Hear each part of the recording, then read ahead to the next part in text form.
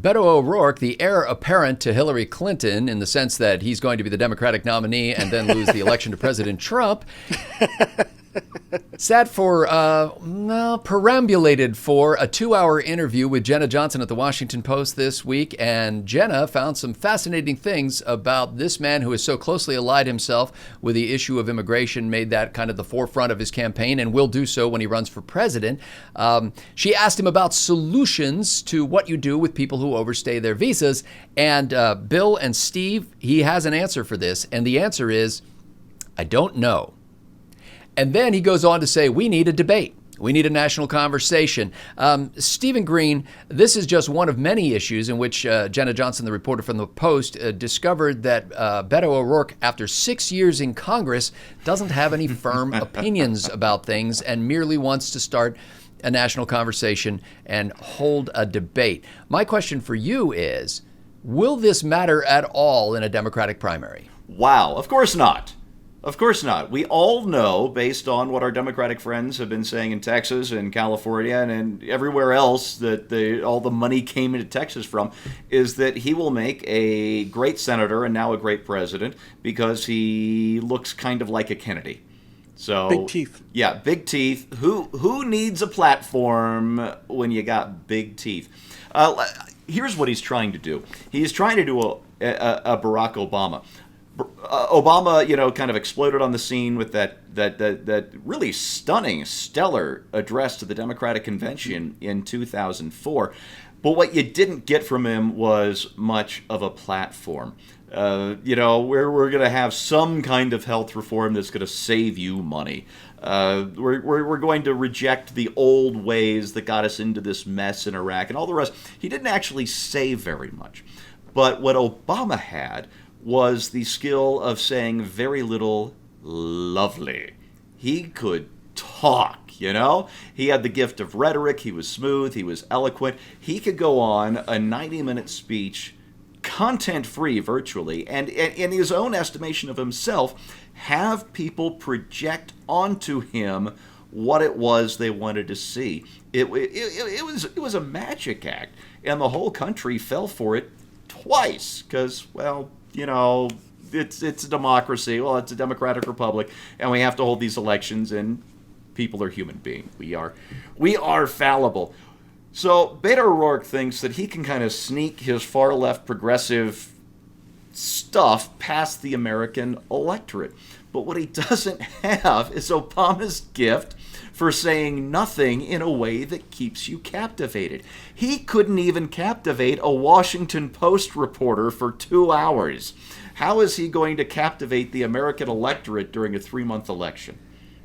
Well, Bill Whittle, that interview, as he was perambulating, I believe Laredo, Texas, was periodically punctuated by people approaching the potential candidate with requests, pleas that he would run for president. It's not clear from this article whether Beto knew what he was doing and basically was being cagey about it and refusing to give answers because he doesn't want to be nailed down, as Steve suggests, on his actual progressive ideology, or whether his 6 years in Congress has borne so little fruit that he actually doesn't know what to say.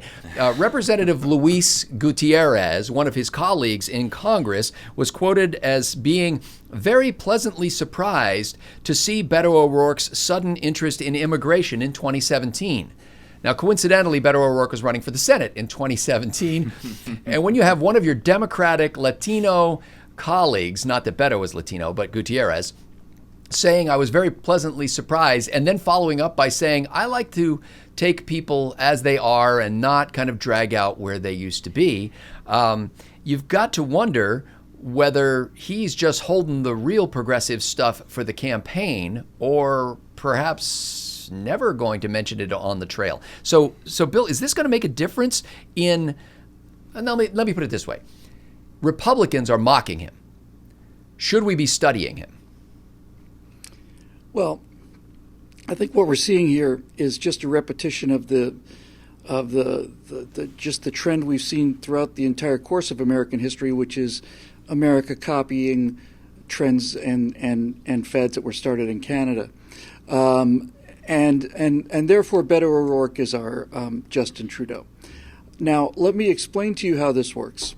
I don't mean to put you on the spot, Scotty, but I'd like you to very quickly think of the most difficult question you could ask me. There's something that I have no possible way to answer at all, none. It's got to be an absolutely unanswerable question. Can't be related to the average weight of an English sparrow? No. Okay. Oh, man. You're just asking me the most difficult question that you could possibly ask. Right. So ask me how much, what is the approximate mass of the sun? What, Bill, might you speculate is the approximate mass of the sun? You know, Scott, I don't know. But what I do know is that there needs to be a national debate on this issue, because I think this is something that's been going on for so long. And I think that so many people don't know what the approximate mass of the sun is. And I've been saying for quite a long time now that it's time that we really started to take this issue of the approximate mass of the sun seriously and come to some kind of consensus about what that mass might be, what kind of prejudices or biases we might have when trying to measure the mass of the sun. Is it too big to fail? Is it too big to fail? Well, I think that remains to be seen. I think that's going to be dependent on the outcome of the debate. But I would like to say that, you know, if I ever do find myself elected to high office, I certainly think, and I think most Americans think, that a vigorous national debate on the approximate mass of the sun is something that I would begin, I think, immediately in the first 100 days of my first term. Now, what I've just done there is I basically convinced you that I'm a very thoughtful guy, but the bottom line is I don't know jack about the answer. I don't even know if I know what the sun is. I can tell stories like that because that's the gift of politics. It's the gift of saying nothing. Well, as Steve said, it's a gift of saying nothing while appearing to be sincere, and it's the appearance of intelligence.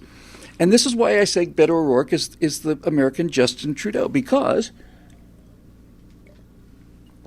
Justin Trudeau is superb at this. At least he was before people caught on. Trudeau is so good at this that he actually convinced me.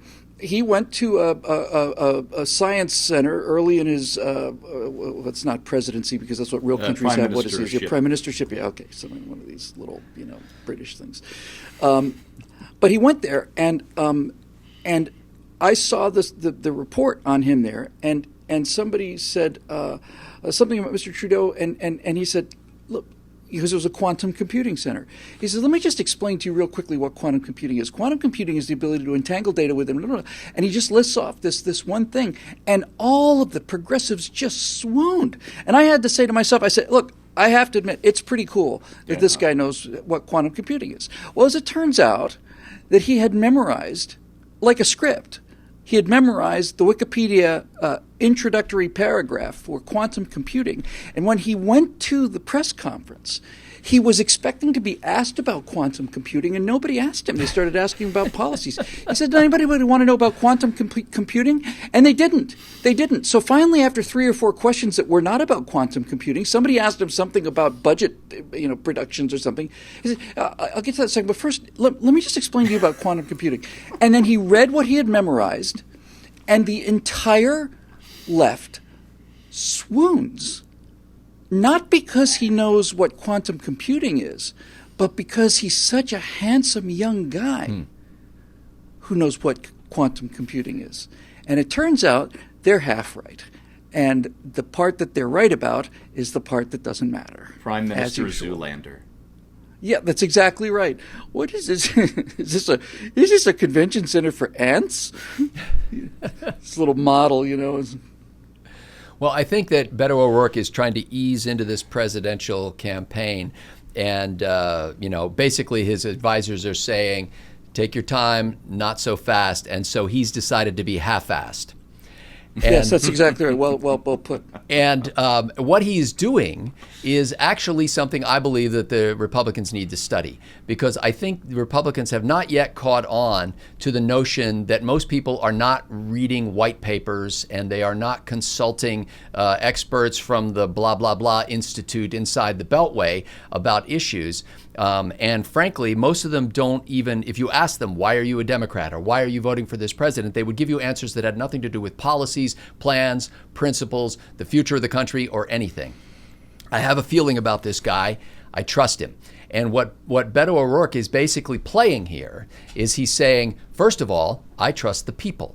That's why we need to have a national conversation. Secondly, I'm not arrogant like the sitting president of the United States, so I'm not going to tell you what we should do about this. I'm not going to impose my will on you about this. I want to engage people. He's been part of a legislative body for 6 years. The Washington Post, by the way, said that his contribution to immigration policy during his 6 years in Congress has been, and I quote, negligible. So, and this is his negligent. This is his key issue.